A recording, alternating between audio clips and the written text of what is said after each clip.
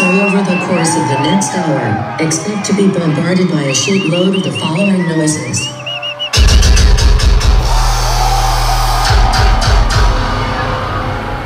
Anyway, without further ado, clench your ass cheeks, because for the next hour, you are now locked into the sounds of...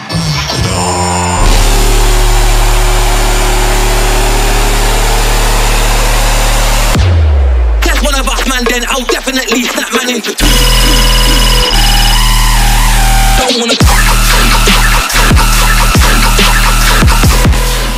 Hamish Prasad, aka Marauda, is one of the most sought after and celebrated artists in bass music right now. With sold out headline shows across the world, collaborations with some of the biggest producers in the scene, his very own label and more to his name, it's hard to dispute he's one of the most exciting bass acts of the last half decade, and all at the age of just 21.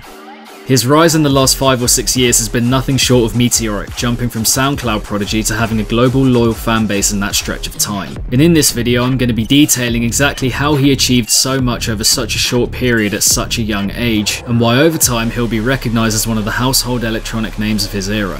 From the way his music's developed to his online media presence, the marketing of his brand and a lot more, there's ample to examine in realising the mammoth appeal of this project.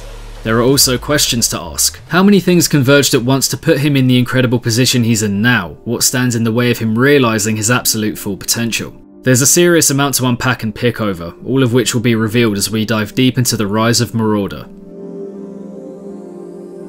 Prasad was born on February 22nd, 2001 in Sydney, Australia, where he spent his formative years. He started making music when he was just 13 years old, operating as an unknown Soundcloud youngster by the name of Elephant Man, and producing, in his words, crappy wannabe zomboy music. Interestingly though, the earliest tune you can find on his Soundcloud page is a euphoric D&B cut titled Kush Monster, sampling the I Want You to Get Mad speech from the 1976 film Network. In the earliest stages of his career, it was clear he wasn't pigeonholing himself, or limiting his production to one sound. Another thing he didn't want fixed in place was his artist name. Prasad stated in the past he's always felt a kinship for elephants, hence the original Elephant Man alias. And whilst it isn't known exactly when this happened, he changed name to Mastodon, a prehistoric version of the elephant, not long after almost completely losing his passion for music making in early 2015. In September of that year, however, Prasad discovered Never Say Die artist Tramper's material for the first time and instantly fell in love with the heavier side of dubstep production. The likes of Cookie Monster, Ominous and the Acyan-led supergroup Destroyed were also huge influences on him at that point as his sound went down a distinctly darker avenue. Knowing that the heavier releases came after the name change, one could guess that he officially assumed the Mastodon moniker at some point in 2016. That's Mastodon with 2 A's by the way, not an A and an O, and that was to avoid legal trouble, but more on that later. Prasad collaborated with Co-Pandorum, currently known as Inhuman, on his Inquisition EP in September 2016 and also provided a remix for Pandorum's God's Army remix compilation which had dropped earlier that year. There was the original Warlords, which he put out on the Blacklight Audio compilation Iridescence, as well as a clip of a collaboration with another upcoming dubstep producer by the name of Samplifier. Not to mention his sharing of clips from the Moog Soundcloud page, which was rumoured more and more to be an alter ego for Prasad beyond Mastodon. However, the most impactful release of the earliest Mastodon years for me came in the form of his Turbo double, which also released on Blacklight. DJ, come with the tune. More than any other of his first few releases, this pairing of cuts shined a light on exactly what Prasad was trying to bring to the dubstep table. All the metallic harshness of his biggest influences, yet with a big room appeal that would separate it from anything else in the scene at that time. It was brutal and unforgiving, chaotic and seizure-inducing, yet simultaneously extremely well crafted and aware in its development. It also constitutes as one of the very first tracks to sample the renowned DJ Come With A Tune snippet in the modern dubstep scene, with the VIP standing as one of my personal favourite dubstep remixes of all time. Prasad had been heavily inspired by 2013 to 16 era tear-out dubstep, and with Turbo he started to breathe new life into the genre and make it his own, giving it a mammoth-sized appeal previously unheard. Prasad was gradually making a name for himself as one of the most exciting young talents in bass music. The only issue is that he hadn't been discovered by that many yet, but all of that was about to change very soon. As is the case with any raw, unique and exceptional musical talent, Prasad's music started to get shared at a frighteningly quick rate, with anticipation rising accordingly. And it was the music that was doing all the talking, with virtually no presence on social media and a general lack of knowing as to what Hamish Prasad the person was actually like. There was a mystery about him that only added to the extreme hype surrounding the Mastodon brand, the embodiment of an underground SoundCloud gem, with the come-up being completely organic. And with such an invigorating and forward-thinking dubstep sound, the biggest dubstep label would of course come calling. Prasad had been working on a bootleg of Schism and Tramper's collaboration Black Hole, the first track he produced as Mastodon, and which he ended up dropping on SoundCloud. A few months later, the remix was found by Schism, the owner of Never Say Die Records, who immediately sought Prasad out and signed the remix to the label. But Schism also wanted to see what Prasad was cooking up on the original front, asking for any singles he could drop before the remix came out. Prasad came through with Danger, a near 4-minute outlay of gargantuan Mastodon sound that dropped on March 10th, 2017 as part of Black Friday Volume 4, the 4th instalment of the monthly Never Say Die Black Label series. With that and the Black Hole remix, Prasad's music was exposed to a new sea of people in the bass scene who perhaps weren't as tapped into the underground, and the Mastodon project took another huge leap in popularity. Black Label had established itself as the go-to for cutting-edge, vicious modern dubstep sounds. The likes of Bad Claw, Ominous, Midnight Tyrannosaurus and more had become household names, as well as many other fantastic lesser-known producers to go with that. But with the introduction of Mastodon, it felt like a different energy altogether was being brought to the table. All the industrial menace and grit of Black Label generally, but executed with a maxed out and super intense delivery. A ravenous, booming approach that no one else had at the time, and which instantly seized the attention of hordes of bass fans all over the world. Following that debut, the acclaim ramped up over a very short period of time, and the cries for a debut multi-track Mastodon Never Say Die collection grew louder and louder, a call that Prasad answered with the release of his Malignant EP on July 3rd, 2017. If ever a project of music could encapsulate exactly what a particular style was about, it would absolutely be Malignant. 4 more completely new high-octane bangers that represented everything people had come to enjoy about the Mastodon project so far. Looming introductions, gut-punching drops, enchanting musicality, refined production, memorable vocal samples, it had it all and stood as a definitive announcement of Mastodon on the biggest stage of all. I vividly remember hearing it for the first time and just thinking, how is it that someone that young has so much know-how when it comes to music writing and production? Because at this point, lest we forget, he was just 16 years of age. The Malignant EP was also the home for what have turned out to be some of his most iconic tracks to date in the opener, R.I.P. and closer, Casket.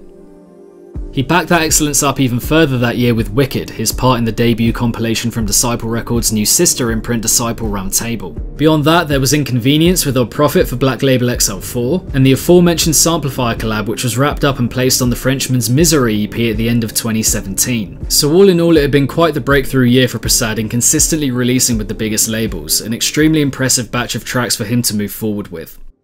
Collaborations generally are something that have played a massive part in Prasad's rise. Further into his career, Prasad has joined forces with the likes of Tramper, Slander, Woolly, Heckler and more, which has not only brought his sound to even more people but also shown how a style as unique as his can work and thrive alongside others. He mentioned in the past he'd love to work with artists like Trolley Snatcher, Fizo and Ominous, which he is yet to do, but I wonder how much this selection has changed over time, whether it's currently limited to bass music as well. Eptic, Sudden Death and Subtronics are among those to have been rumoured to release with Marauda in the near future.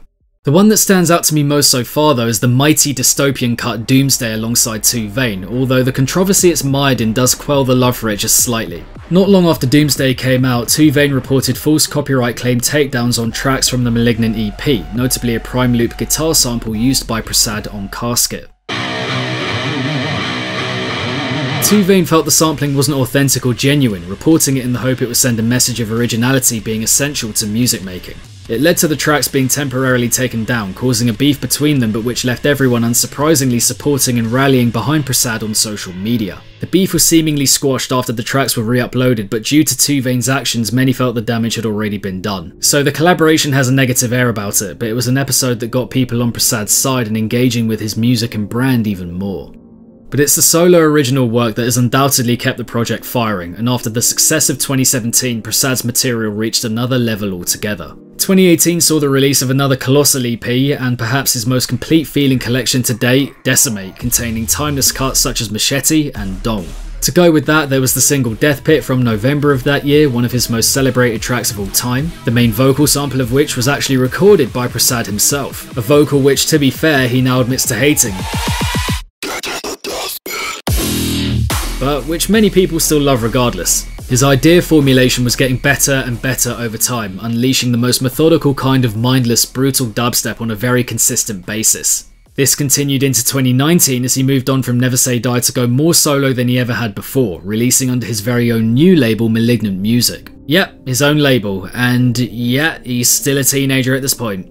Two more very powerful EPs came the way of wanting fans in Shit Volume 1, another explosive set of vintage Mastodon tear-out tunes, and Elevate, which displayed a bit of experimentation with the Neuro-inspired Home, the main melody of which takes from the cinematic orchestras to build a home. He was also weaving elements of metal into his music more, adding another layer of evil to his material and effectively showing how the lines between those two styles of music could be blurred. The Elevate EP was also important as the first release under Prasad's new moniker Marauda, arguably his most important career change to date, but I will discuss that more in a little bit.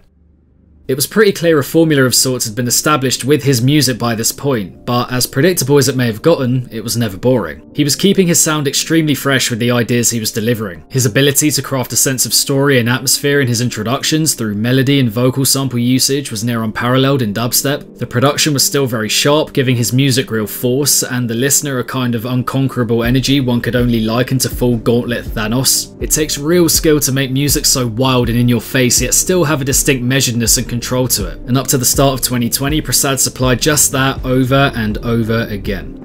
In my opinion though, his output of the last 2 years hasn't been anywhere near as groundbreaking. His music's felt more rushed, the production flatter, the ideas less stimulating, just a bit of a far cry from most of his previous material. The recently released Ascension Right EP is a return to form of sorts, with great bits of experimentation, more refined execution on display, and fantastic introductions all round, but that renowned formula of quick build, drop, brief midsection, drop, brief outro still clearly governs his production in a significant way. Only 2 of the 8 tracks on the EP are over 3 minutes long, so it still has that short-lived feel to it. That being said, aesthetically it's still very on brand, it still sounds distinctly like Marauda music, and for the most part people still absolutely love it. He provides what the majority are looking for, and maybe that's all he needs at this point as he moves into 2022 and beyond. But there's a lot of extra context beyond the music that has led him to the heights he's reached so far. The aforementioned name change to Marauda in 2019 was a seminal moment for the brand that unleashed a new life in it altogether. While fans will never know the precise ins and outs of the situation, it's understood that the name Mastodon was challenged in court by the Atlanta-based metal band also named Mastodon. A slightly different spelling but effectively the same. Prasad received a letter saying he had to change his name in 5 days or he'd get a lawsuit, and he settled on Marauda as, in his words, the least shitty name from a list of around 50.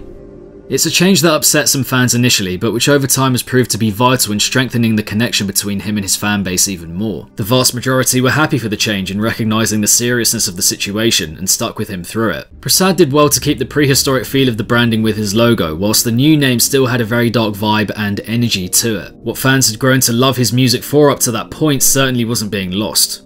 What's more, he debuted at Excision's Lost Lands Festival straight after the name change, which presented itself as the perfect opportunity to showcase the new him to fans and quickly get everyone on board again. This followed years of trying to get his US visa approved so he could play there, which he hadn't been able to do due to his age, the Mastodon situation and more. It was something fans had been waiting for a very long time, and so when it finally happened, the good feeling for the newly named Marauda project skyrocketed. Finally, they could now lose their minds in the live environment to the heaviest sound in dubstep. Moreover, in the lead up to that Lost Land show, there were loads of big bass producers posting effusively about him, showing publicly how highly they regarded him and his music. So all considered, it was quite the week or so of W's for Prasad. And it wasn't just Lost Lands that had him play, as from that point the floodgates opened with Prasad being booked everywhere, left, right and centre.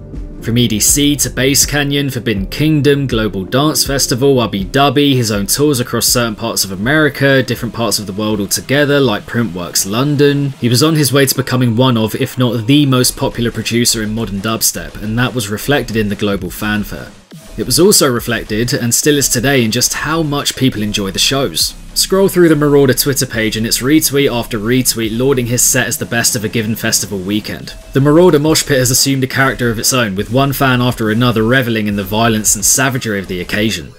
The video recaps of his shows are also first rate and almost unmatched in the scene quality wise. The editing from Schlode Gabe and at times Oz Monty is immersive, epic and thrilling. You feel in a way like you're experiencing it firsthand the way they're cut and put together. These videos consistently get thousands of likes on Twitter and have helped Prasad garner over 110,000 followers on Instagram. There have also been ample memes to inject a bit of fun into his brand and ensure it isn't taken too seriously. In particular, the clip of him throwing his body around dancing at a show and completely different music being played over the top of it, of which there must be hundreds of iterations by now. Or the whole fake Marauda thing, with tens of festival goers taking pictures with someone they thought to be Prasad but actually wasn't, which of course went stupidly viral. Little things like this add that bit of humour to the Marauda project and again, make it more relatable overall. They help contextualise and amplify the work of someone who is a mostly shy and introverted character. Returning to the music momentarily, his Showcase ID mixes have become an event in themselves, with each one clocking up nearly 500,000 plays on Soundcloud. The popularity of his music has also led to many artists diving into big room tear-out creation, some in more innovative ways than others, from exploring the style in their own way to straight up copying Prasad's ideas. He created something new and avant-garde and others imitated. He started a movement and became its poster boy in the process. His influence across modern dubstep in the last half decade is huge and undoubted, and the crazy thing is that he still considers himself underground.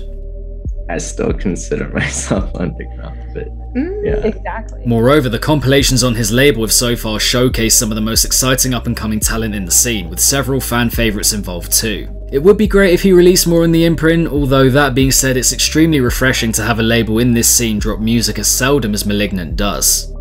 The Malignant artworks have also played a huge role in getting Prasad to where he is now, although not necessarily for the compilations but his solo releases. The illustrations, colouring and detail are all stunning every single time, and it makes for some of the most powerful imagery in bass music right now. It's hardly surprising when Prasad's method is showing his artist the music the artwork's going with and giving him complete free reign on what to make having heard it. And what's more, it actually looks really good as merchandise, which is pretty hard to come by in this scene if you ask me. All these things and factors I've just mentioned have compounded upon each other over a 2.5 year period to make Marauda one of the most revered bass musicians right now. The question now is, how does he maintain this? How does he keep this up? What needs to be done and put in place in order to reach that even higher level of recognition should he want that? It's time to speculate on the potential avenues Prasad could venture down going forward. So far as Elephant Man, Mastodon and now Marauda, Prasad has achieved in a few years what many in this scene would wish for in a whole career or lifetime. Considering the amount of obstacles he's had to face, from name and logo changes to visa issues, copyright debacles and more, his success is all the more impressive and at such a young age as well. So where, you may ask, does he go from here? His most long-form project yet, the 8-track Ascension Right, just dropped on Malignant Music, so an album is probably the last thing he's thinking about at the moment. But could that be something he explores in the future? I would have said his sound and overall approach is very suited to the LP format. With an aesthetic so hauntingly framed around atmosphere and dark energy, there'd be a lot of room for storytelling and music video making. It would also present a chance for him to experiment and branch out even further beyond what he's done up until now, some Marauda drum and bass, or dark house, or hardcore, just to give a couple of examples. Maybe there'll be significant expansion from Prasad on the collaboration front as well as the genre front. The metal flavour in his music has become more distinct over time. Would working with bands or vocalists from that scene and industry be a possibility going forward? I've always felt like a little Marauda mixtape of beats with different metal rap vocalists on each track would be incredible, in the same way Guetta started producing beats for rappers more and more midway through last decade. But Prasad may not even want to do this, or have time to, and that would be more than fair. Will he look to put more into his Malignant Music label as he gets older, and diversify into new territory as it goes on? As I mentioned earlier, I do appreciate the one compilation a year vibe, but at the same time it does feel like the label has the potential for a lot more. Maybe a compilation showcasing some of the very best super underground talent, under 500 SoundCloud followers kind of vibe, or even a series where household tear-out names try out a new genre altogether. You know, little ideas like that are quite fun and could unleash a new life in the label altogether. Growth with Malignant Music is the exact kind of thing that would be legacy making for Prasad. Beyond the music releases, the shows will keep happening around the world, the enormous fanbase will keep growing, the brand will keep building. It's a lot to take on and handle for someone who, lest we forget, is currently studying diagnostic radiography at Sydney University. Quite how he gets that balance between everything he does, only he knows, but you'd hope he's able to pursue all these endeavours while still living a happy, comfortable life. It's the least he deserves for the amount of sheer joy he's brought to others over the last half decade. And in rounding up here, I think that is something that needs reflecting on, just how much he's done and what he can do given how early a point he's at in life. Prasad is a generational talent who should be treated as such, with the right care and patience to do everything he's setting out to do given the foundation he's already created. To think he's at a point where the size and loyalty of his fan base and his respective scene is almost unparalleled, with those fans backing him 100% every single step of the way, and at his 21 years of age, the world is well and truly his oyster. There's very little stopping him from being one of the true goats of modern electronic music at large, let alone just bass. It's all within reach. Prasad has been a pioneer up until now and established a legacy of sorts, but from here that can be built on exponentially and a legend can be formed. The rise of Marauda has indeed been a meteoric one, and for the moment there's no descent in sight. Even so, you get the feeling there's another significant shift to come from him as he continues his incredible journey and ascent in the music world.